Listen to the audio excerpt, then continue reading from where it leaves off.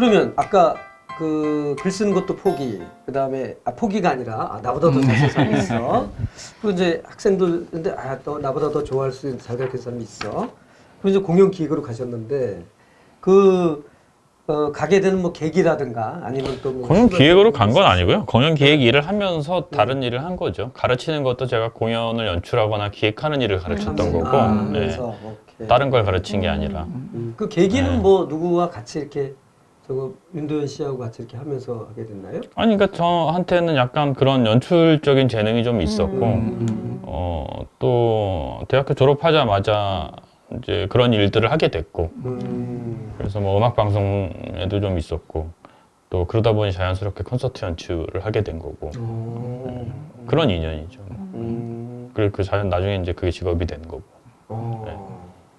그 윤도현 밴드 활동을 많이 하셨죠? 윤도현 밴드 공연을 한 5년 가까이 했죠. 예. 그러면 그 초창기 만약에 뭐 그 유튜브에 그런 영상이 남아 있는지 모르겠지만 그 뭐 영상 이렇게 보면 그게 우리 저 탁 선생 작품이네요. 공연 영상은 뭐 아마 주로 개입을 했던 것들이 많을 거고요. 근데 저보다 훨씬 오래 음악 생활을 했었으니까 제가 이제 실질적으로 공연에 개입하고 같이 연출하고 했던 거는 2001년부터일 거예요, 아마. 제가 2000년에 졸업을 했기 때문에. 그 시기 많은 연예인들과 교류를 하지 않았나요? 뭐 그렇죠. 예. 인연이 뭐 제가 가수 윤도현 씨 말고 인연이 깊었던 분들은 뭐 어떤 분이 또 뭐 그때 당시에 뭐 이은미 씨도 있었고 뭐 신해철 씨, 그다음에 신해철. 들국화 뭐 되게 라이브 콘서트를 하는 가수들하고는 한두 번씩은 공연이 됐던 행사가 됐던 작업을 했었죠. 그 왜 라이브 하는 분들하고 이렇게 더 그 작업을 하게 되는 이유가 있나요? 저 아이돌 음악은 별로 제 취향에 맞지가 않았어요. 예. 그것도 이제 자기하고 좀 맞는 게 있는데 뭐 그게 음악성이 떨어지거나 뭐 그래서가 아니라 내 취향과 맞지 않는 음악을 연출하기가 어렵죠. 자기 취향에 맞는 걸 하게 되니까. 그래서 이제 자연스럽게 라이브 하는 가수들하고 많이 하게 된 거죠, 작업들을. 그리고 고 노무현 대통령님 추모제도 기획하셨죠. 그리고 아마 성공에 대해서 그것도 사실은 우연이었죠. 뭐. 그러니까 저는 별로 이렇게 정치적인 지향을 갖고 있지 않는 편이었고, 오히려. 그랬어요? 네. 왜냐면 제가 활동하던 게 어쨌든 넓게 보면 연예계고, 뭐 거긴 또 거기 나름의 그 질서가 있기 때문에, 굳이 현실 정치하고는 가까워질 이유도 크게는 없어요. 그렇죠. 아무래도 그쪽 뭐 연예계 쪽은 그렇죠. 다만 이제 저를 가르쳤던 선생님들이 되게 다 진보적인 분들이었기 때문에 정서적으로 이제 훨씬 진보적인 성향이 있긴 있었겠지만 그게 그렇게 뭐 중요하다고 생각하진 않았는데 노무현 대통령도 뭐 실제로는 인연이 전혀 없죠. 한 번도 만나본 적도 없고 이제 돌아가시고 나서 뭐 그때는 많은 국민들이 슬퍼하고 애도하고 했으니까 근데 그때 이제 원래는 연세대학교에서 추모 공연을 하려고 했는데 돌아가신 신해철 씨가 추모 공연을 좀 연출을 해달라고 했었고 연출은 그렇게 왜냐하면 여러 명의 가수가 나와야 되는 공연이니까 그래서 저는 뭐 큰 고민 없이 뭐 이렇게 많은 사람들이 애도하고 슬퍼하면 뭐 내가 연출할 수도 있겠다 싶어서 원래는 연세대학교 노천극장에서 하려고 했는데 연세대학교에서 그걸 못하게 막았죠. 그래서 막는 바람에 일이 커졌죠, 오히려. 막고 어쨌든 날짜를 바꿀 수는 없고 왜냐하면 이게 여러 명의 가수가 그 스케줄을 조정해 놨던 거라 꼭 그날 해야 되는 거고. 제가 그때 이재명 총장님한테 전화를 했을 거예요, 아마. 왜냐하면 이재명 총장이 그때 통일부 장관하고 이제 이제 끝나고 총장은 아니었지만 어쨌든 학교에 좀 영향력이 있으셨을 테니까 거기다 이제 얘기를 해주셔서 학교를 열어줬어요. 학교에서 하라고. 근데 사실은 여기서 공연을 하는 게 너무 옹색하죠, 사실은. 이게 뭐 큰 운동장이 있는 것도 아니고 그리고 너무 멀고 사람들이 상공회대학교가 어디 있는지를 잘 모르니까 시간은 하루밖에 남지 않았고 그때 이제 그리고 또 전날 비가 엄청 왔어요. 그래서 무대를 못 세울 정도로 비가 왔었어요. 그래서 어떻게 해야 되나 막 그 비 내리는 운동장에 혼자 앉아 있다가 어쨌든 간에 하긴 해야겠다 싶어가지고 비 그치자마자 이제 서둘러 무대를 설치하고 이제 그 당시는 또 SNS도 이렇게 활발하지 않을 때라 그렇죠. 네. 아마 없었을 거예요.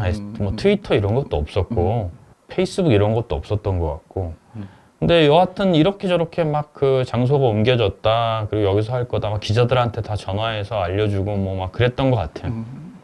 근데 이제 진짜 기적이 일어났죠. 사람들이 저기 제철역 뭐죠 저기? 온수역. 온수역부터 여기 맞습니다. 학교 앞까지 정말 거의 막 매워서 못 들어올 맞습니다. 정도였고 당시에 노사모에서 그 길을 또 안내하겠다고 노란 풍선을 학교 앞까지 쭉 다 이어붙이고 그렇지. 학교 운동장, 옥상 뭐 전부 다 올라가가지고 아마 개교 이래 그리고 앞으로도 그렇게 많은 사람이 학교에 모이지 못할걸요? 그렇네. 그때 구조하고 좀 달라.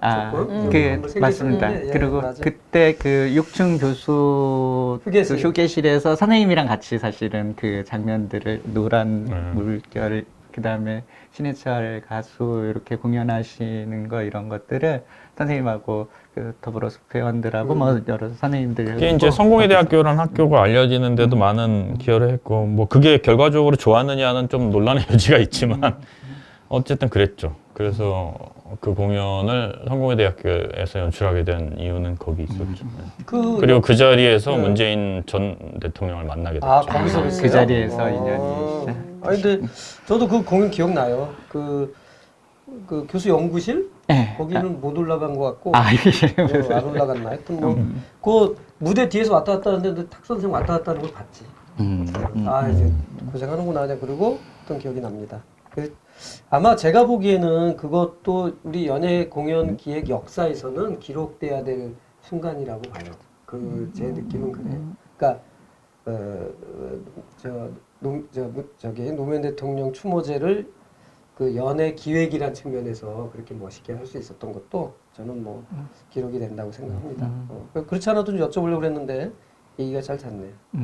그거보다 하여튼 지금 여기 책에서도 계속 말씀하시고 있는데 행사의 본질을 계속 이렇게 물어보고 이 행사의 의미, 본질 이런 것들에 대해서 이렇게 생각하시고 그걸 그런 뭐 추모제가 됐던 아니면 콘서트가 됐던 그런 것들을 구현하시려고 굉장히 많이 애를 쓰시고 그런 모습들이 시민들한테도 그때 안 그래도 시민들 많이 감정적으로 이렇게 힘들고 또 그럴 때 되게 큰 위안이 됐던 것 같아요. 그런 측면이 있죠. 근데 이제 사실은 제가 했다기보다는 그 당시에 이제 뭐 신해철 씨부터 뭐 아주 젊은 가수들까지 제 기억으로 한 공연을 한 4시간 했을 거예요. 그때. 오래 했어요. 정말 많은 사람들이 와서 그리고 나중에 무대에 올라오고 싶어 하는 사람도 많았고 그래서 그분들이 그렇게 자발적으로 출연을 하겠다고 하는 것에 제가 조금 놀란 것도 좀 있고 왜냐하면 저는 늘 이제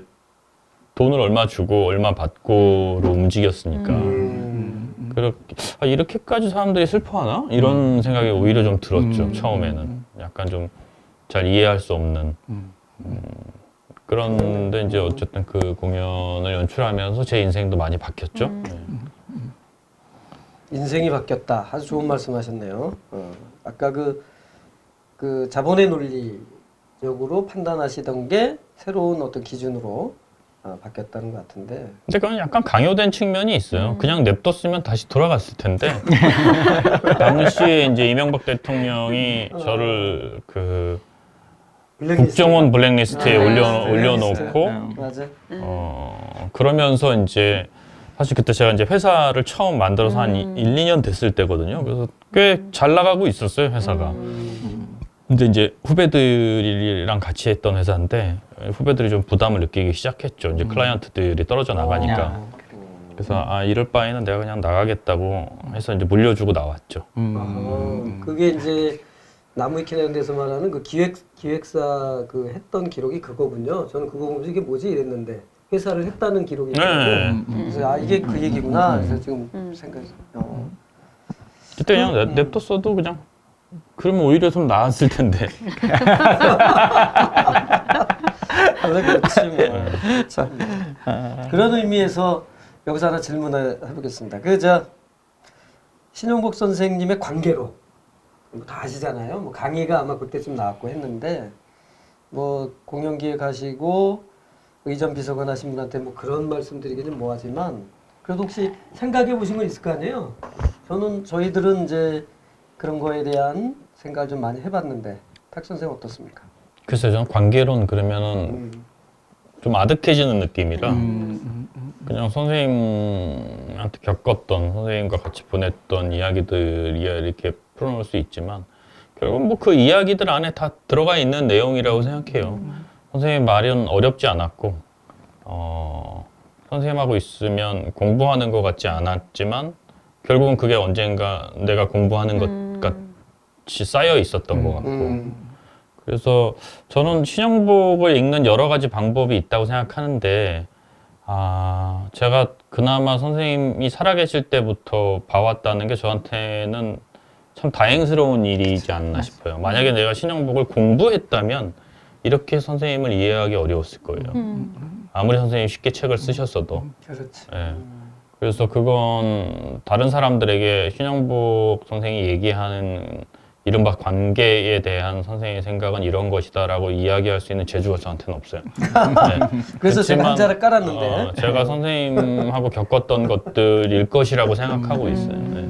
맞아요. 우리 탁 선생이 보는 관점에서의 관계론이 또 이렇게 말하는 게 정답일 수도 있다고 봐요. 네. 그리고 아까 그 종강 콘서트 얘기가 조금 나왔었는데 그 종강 콘서트에 대한 뭐 느낌이랄까 좀 선생님의 종강 콘서트가 좀 독특했잖아요, 진짜로. 그 정말 유치원 수준의 저희 더불어숲 회원들 같은 경우는 막 연습해갖고 맞지도 않는 노래 부른다 그러고 가수 정채춘, 이은미 씨가 나올 정도로 여러 사람들이 이렇게 그 연말에 강의 마치고 다들 모여서 하는 콘서트가 중간 콘서트였는데 그걸 이제 계속 기획해 주시고 선생님이 좋아하시니까 1년에 한 번 뭐 효도하는 셈 치고 글쎄 말이에요. 그래서 선생님의 비유를 들면 사단장이 진짜 이등병 가르친 셈으로 이렇게 자원봉사를 해주셨는데 그게 어떤 의미가 있을지에 대한 생각을 조금 듣고 싶어요. 선생님이 왜 선생님은 그렇게 참 끝까지 사람을 배려하셨잖아요. 그 하나하나의 이를테면 뭐 졸업이 됐던 수료가 됐던 어떤 그 사람의 삶 속에서 뭔가 그 매듭을 지을 때마다 선생님이 가르치는 사람으로서 그것을 축하해 주거나 혹은 격려해 주고 싶으셨던 거라고 봐요. 근데 이제 그것을 그냥 말로도 할 수 있고 뭐 밥을 한 끼 먹는 것으로도 할 수 있지만 아까 신영복 선생님이 응원단장 얘기를 했지만 항상 좀 다른 생각을 많이 하셨죠. 만약에 요즘 같은 때에 선생님이 태어나셨다면 정말 어마어마한 일을 하셨을 거라고 봐요. 네. 절대 우리가 기억하는 선생님과는 전혀 다른 모습으로 아마 인생을 사시지 않았을까. 뭐 컴퓨터도 잘하셨다고 하셔가지고 SNS는 섭렵하시고 거의 막 1,000만 명 이렇게 팔로우 이렇게 막 많아가지고 막 붐이 일어났을 것 같은 느낌이 저는 절대 좀 그렇지. 상상이 가요. 그러니까 예. 선생님을 생각하면 잘 모르는 분들은 항상 뭐랄까 약간 선비 같은 분. 근데 그런 면모가 있죠 분명히. 그치만 다른 한편에는 정말 재기발랄하고 젊은 사람들이 생각하지 못하는 생각 그리고 조금 낯선 모습들을 끊임없이 보여주셨던 거죠. 네. 그 양쪽 면모를 다 갖고 있기가 참 어려울 텐데. 맞습니다. 아마 근데 감옥에서의 그런 그 일종의 수련 또 영향이 있는 것 같아요. 어쨌든 뭐 그 균형을 잡으신 거지. 그 균형이 이루어지는 게 참 그랬던 느낌입니다. 그래서 그 종강 콘서트가 끝나면 다들 이제 모여서 각 단위별로 뭐 인문공부면 인문공부, 노동대학이면 노동대학, 더불어서 독자 모임, 독자 모임들이 되게 좋게 또 이렇게 우르르 한 자리에 모여서 정말 뭐라 그럴까 그 같이 격려하는 자리, 응원받는구나 이런 느낌이 들었던 것 같아요. 그 맞아요. 모임들이 이제 또 뭐 선생님들 말씀하셨던 것처럼 뭐 또 한 그루의 나무가 되는 거고 그 가지가 또 뻗어 나가는 거고 그러니까 그것까지 의도하셔서 그렇게 했는지는 모르겠지만 그냥 그게 삶 속에 배어 있는 거죠. 보통 이제 그 정도 되는 분이면 제가 신현목 선생님보다 유명한 분들도 만나보고 또 여러 부류의 사람들을 만나게 될 기회가 많았잖아요. 특히나 정부 일을 하면서. 근데 그런 분들은 약간 이제 비슷한 게 귀찮은 거 싫어하고 늘 누군가가 이렇게 추앙하니까 그런 걸 좀 부담스러워하는 경향이 있는데 선생님 절대 그러지 않죠. 그리고 어떤 사소한 부탁도 성의를 다하시죠. 맞아요. 예. 마음을 다. 근데 저만 해도 이제 그렇게 못 하거든요. 그러니까 누가 뭐 부탁하면 하기 싫다 그러고 내가 그걸 왜 해야 되냐 그러고 그래서 좀 이렇게 부탁하는 쪽이 좀 뜨악해지는 경우가 종종 있는데 선생님은 뭐 안 할 거라면 모르지만 하실 거라면 절대 그렇게 안 하죠. 거의 상대방이 이제 됐습니다라고 할 정도로 하시는 편이었죠. 맞아요. 인터뷰하면서 그런 얘기 많이 들었습니다. 북글씨도 뭐 여러 버전으로 맞습니다. 써주시고. 근데 뭐 말씀하다가 갑자기 생각나는데 사실 그거는 좀 우리가 좀 강조할 필요가 있는 게 이 성공에 대해 특히 이제 신영복 선생님과 관련된 어떤 그 과정에 있어서 인문 CEO 과정이 있기도 하지만 한쪽에는 노동 아카데미가 있어요. 그리고 또 이제 좀 모든 독자들 아울 수 있는 더불어숲 같은 게 있는데 뭐 더불어숲은 그렇다 치고 인문 CEO하고 노동 아카데미가 같이 어울려서 뭐를 할 수 있는 이런 장이 우리나라에 뭐 있을까 가요? 그게 이제 선생님의 큰 그늘이 있었기 때문에 가능하지 않았나 그런 생각을 요새 좀 많이 해봅니다. 이게 지금도 저희 더불어숲 이사회 그분들이 같이 이렇게 참여를 하고 있는데 서로 얘기하고 이렇게 하는 거 보면은 야 이게 가능하구나 이런 느낌이 들기도 해요. 이제 우리 보통 외부 시각은 둘이 이렇게 서로 안 되는 걸로 알고 있는데 우리는 그게 됐거든. 그게 종강 콘서트? 예. 근데 그 종강 콘서트가 먼저예요? 아니면 우리 토크 콘서트와 북 콘서트가 먼저예요? 토크 콘서트, 북 콘서트는 상업적인 거죠. 그러니까 아니 근데 네. 그 이제 우리 시기로 토크 콘서트가 따진다면 먼저였던 것 같아요. 아 네. 그래요? 왜냐면 그건 제가 이제 밥벌이로 하는 거였기 때문에.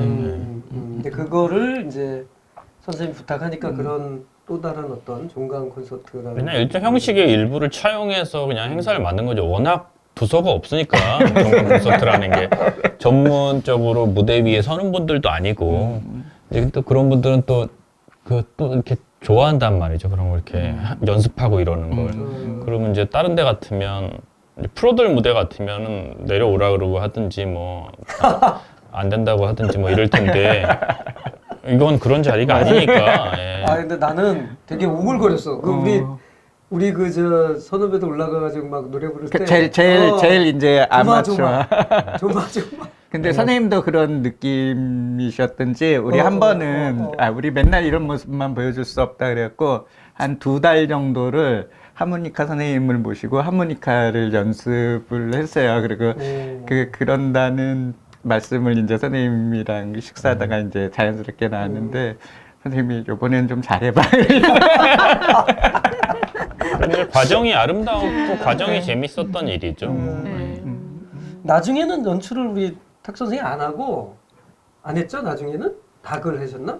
모르겠어요. 자발적으로. 예. 어느 순간부터 거의 근데 뭐 한두 해 전까지는 했던 것 같은데. 그래요? 예. 그게 다 거의 탁 하셨던 것 거구나. 같아요. 사회는 우리 저 고민정 씨가 많이 봤잖아요. 네, 맞습니다. 그래서 그랬구나. 나는 그냥 어느 순간 잘 안 보이시길래 야, 그 자발적으로 누가 했나 이렇게 생각했던 기억이 나고 그랬는데